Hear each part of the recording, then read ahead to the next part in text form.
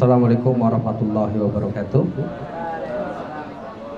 Langsung saja dalam kesempatan yang baik ini Abah tidak akan berceramah tentang hikmah daripada hidayah, tetapi Abah akan sedikit menceritakan manfaat daripada rumah singgah, biar tidak terjadi salah paham yang semakin lebar.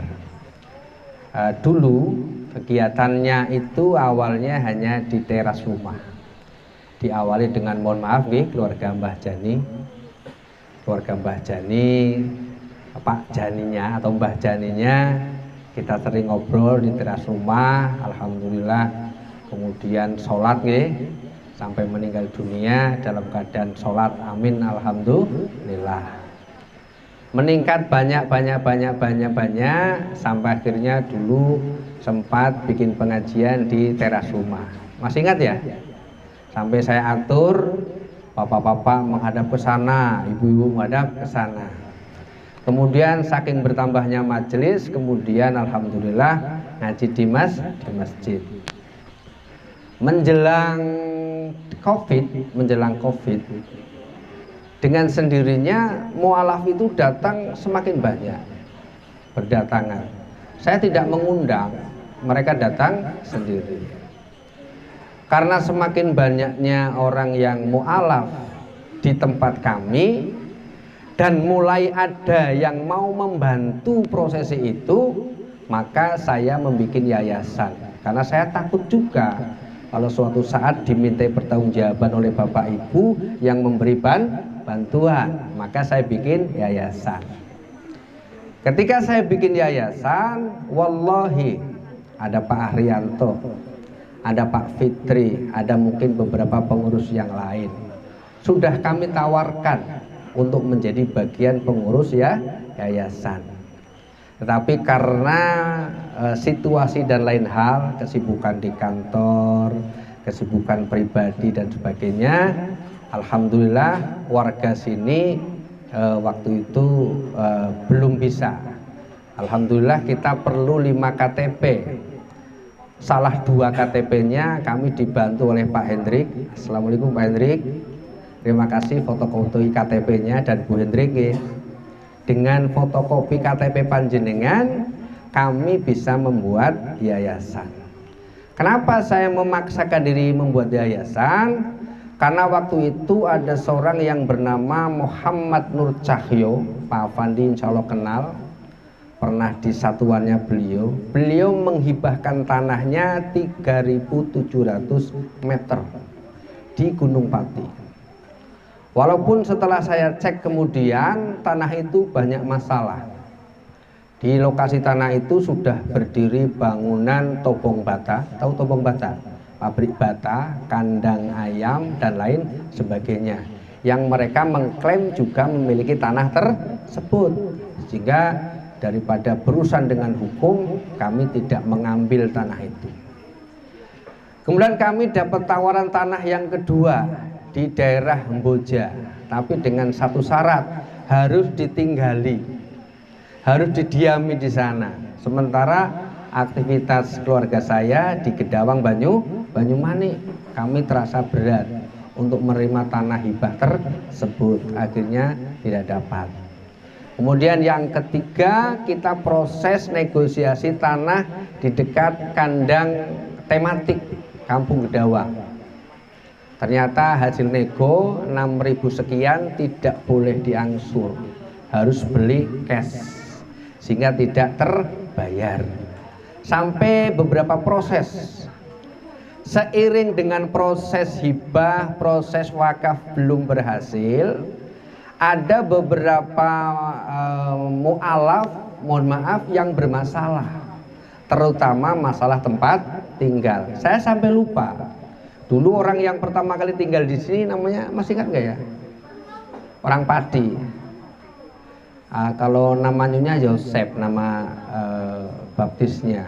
Kemudian menjadi Muhammad Solihin, tapi nama aslinya siapa saya lupa. Menjadi Muhammad Solihin. Dia perlu tempat tinggal.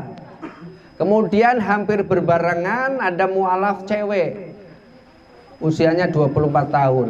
Berapa lama saya mampu mengkoskan mereka-mereka itu? Sampai akhirnya saya memutuskan diri harus segera punya rumah singgah. Saya sudah menawarkan beberapa teman untuk bekerja sama. Awalnya yes, awalnya iya. Tetapi di tengah perjalanan kemudian mereka mempreteli satu per satu. Karena secara psikologis mereka masuk Islam melalui saya tidak mungkin dong melepaskan mereka begitu saja. Akhirnya saya memberanikan diri mengambil rumah ini untuk kemudian dijadikan rumah singgah. Pernah disinggahi Ustadz Reza, mohon doanya, beliau sedang berusaha mandiri, usaha di daerah mana Mas? Damar. Putra putrinya yang mau les matematika, IPA, fisika, kimia bisa menghubungi beliau. Di samping dagang online dan lain sebagainya. Kemudian pernah disinggahi Ibu dan Bapak Sunardi. Hadir mereka nggih? Alhamdulillah Bapak Ibu Sunardi sekarang sudah kita bukakan usaha ayam goreng di Gunung Pati. Jadi salah satu manfaat rumah ini untuk menampung orang yang sementara tinggal, sekaligus kita beri pelatihan sesuai dengan kesanggupan dan kemampuannya usaha apa, nanti kita berdayakan sehingga tidak hanya dibina akidahnya tetapi juga dibina ekonominya. Nanti untuk Bu Marta kalau berkenan malam minggu belajar jual angkringan di sini. Nanti kena orang sing tuku, aku sing tuku ya. Nanti sama Bu Sarip belajar jual angkringan. Sapa ngerti dari belajar angkringan bisa buka warung, bisa buka kafe besar. Kita tidak tahu ya. Nanti Bapak Ibu sekalian, Pak Fitri, Pak Dadang, kalau Bu Marta belajar buka angkringan di sini, tolong dibantu untuk meramaikan karena sifatnya untuk belajar. Ibu nek bener-bener randuwe duit, catet terus bayar. Nanti tanggung jawab saya. Nek bener-bener randuwe duit. Tapi nek sing duwe duit ya bayar karena nggo latihan. Itulah fungsinya kenapa saya memberanikan diri untuk menjadikan rumah singgah kemudian menjadi pesantren kasepuhan. Tapi secara urusan saya dengan pemilik rumah ini sudah lunas. Secara hukum saya dengan pemilik rumah, alhamdulillah tahu tangkai bank selama 7 tahun. Tak dolke mobil. Ngono orang sing bayar ya dadi omahku dhewe. Gampang toh? Nah, kemudian karena tanah ini gandeng dengan rumah ini sehingga saya harus membebaskan tanah tersebut.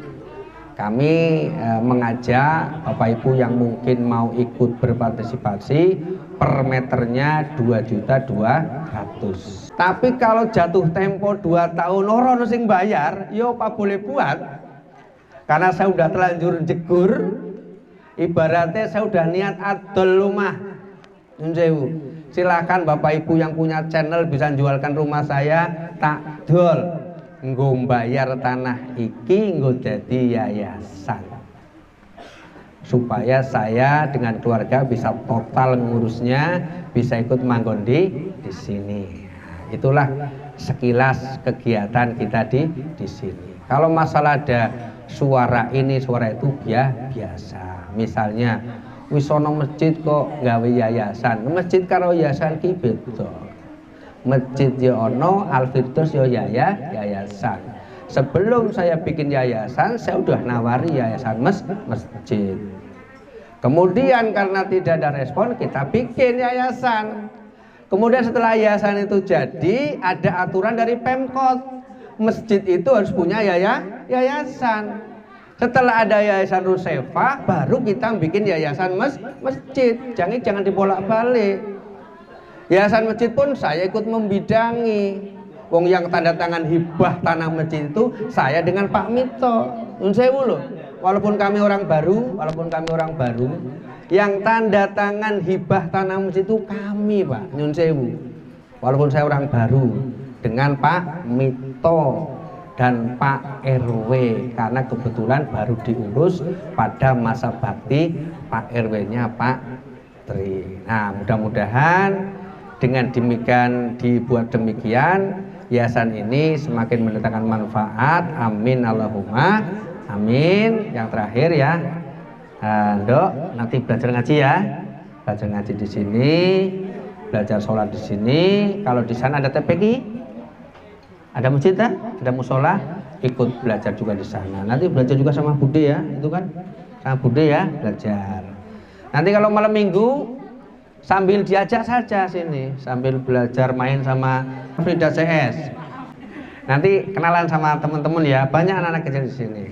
Saya itu saja ya, sekarang untuk memperkenalkan diri beliau-beliau dan sebagainya. Alhamdulillah partisipasi panjenengan semua, kegiatan ini bisa berjalan lancar. Amin Allahumma amin. Mudah-mudahan jadi ladang pahala bagi kita semua. Demikian yang dapat kami sampaikan. Setelah ini acara santai. Billahi taufik wal hidayah. Assalamualaikum warahmatullahi wabarakatuh.